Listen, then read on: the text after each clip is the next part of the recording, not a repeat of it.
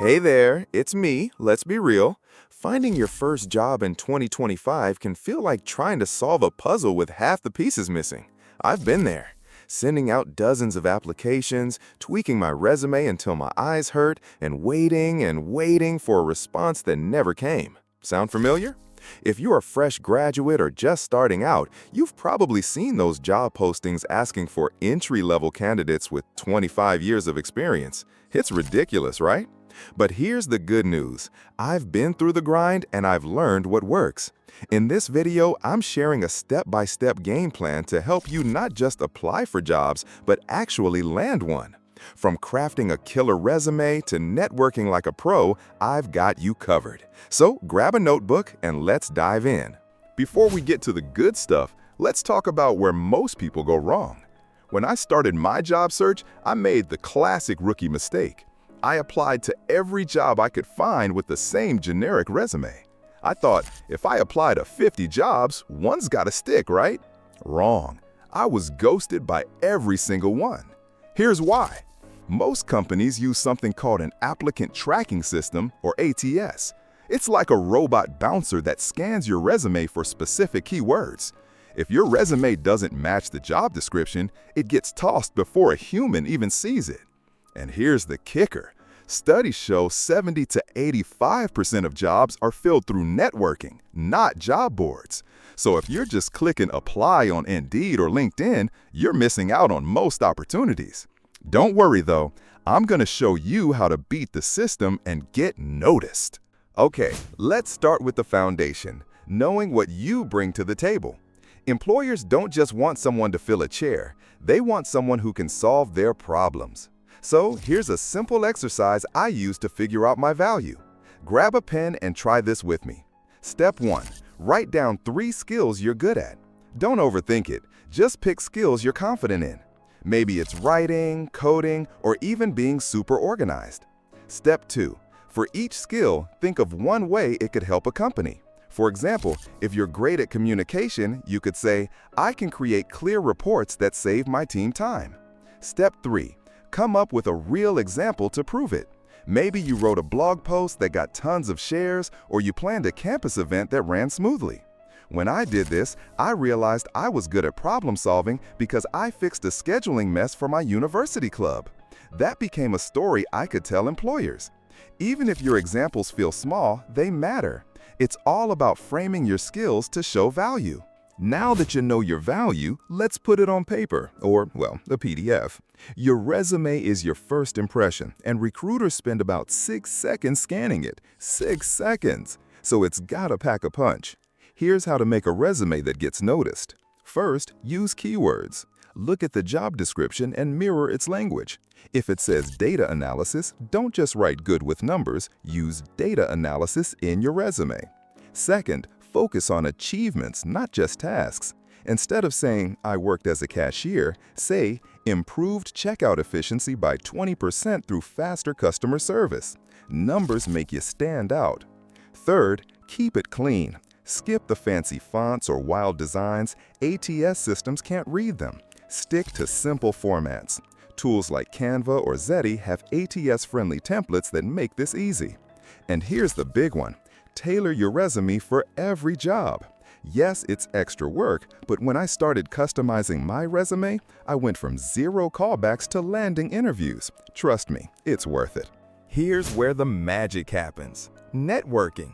I used to think networking meant schmoozing at fancy events, but it's really just building genuine connections.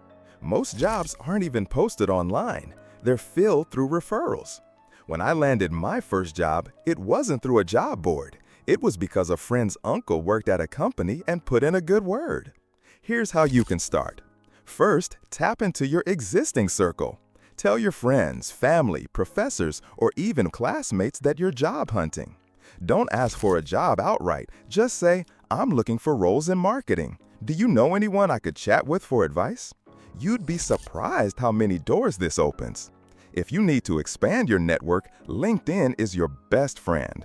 Find people in your field, like alumni from your school or employees at companies you're interested in. Send a short, personalized connection request. Mention something specific, like, "I loved your post about sustainable marketing. Can we chat about your career?" I did this with a hiring manager, and it led to an informational interview that turned into a job offer. Be genuine, ask questions, and don't be pushy. Networking is about building relationships, not begging for a job. Let's talk about tools that can give you an edge. AI and social media. AI tools like ChatGPT can be a game changer. For example, I used to struggle with cover letters, so I'd paste the job description into ChatGPT and ask it to draft one tailored to the role. Then I tweak it to sound like me. You can do the same for your resume or even practice interview questions. Just don't copy-paste blindly. AI is there to enhance your work, not replace it. Now, social media. LinkedIn is the go-to for professional networking, but don't sleep on Twitter or even TikTok. Share your projects or insights about your industry. For instance, if you're a coder, post about a cool app you built. If you're a designer, share a quick video of your portfolio. I started posting about my data analysis projects on LinkedIn, and recruiters actually reached out to me.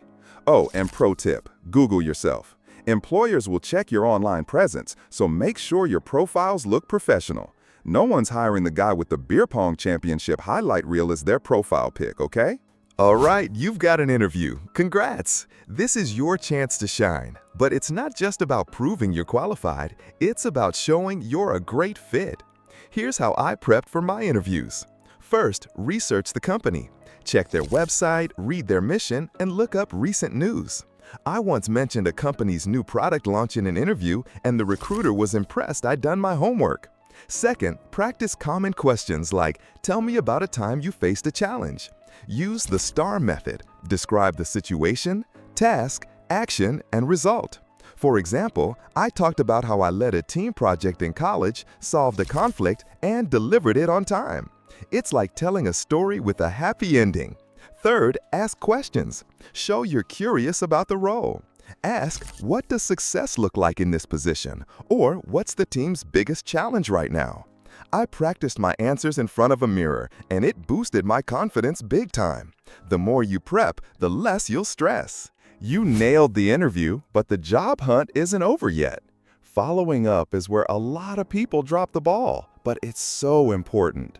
Within 24 hours, send a thank you email. Mention something specific from the interview, like, "I enjoyed learning about your team's new project." It shows you were engaged and keeps you top of mind. I sent a thank you note after an interview, and the recruiter later told me it made me stand out. If you don't hear back after a week, don't panic. Send a polite follow-up email, like, "Just checking in, I'm still excited about the role." Persistence pays off, but keep it professional. I landed my first job because I followed up twice without being pushy. It's a small step that makes a big difference. Here's something I wish I'd known earlier. The job market isn't just about traditional 9-to-5 jobs anymore. In 2025, opportunities like freelancing, remote work, and side hustles are everywhere. Platforms like Upwork or Fiverr let you start small projects to build your portfolio.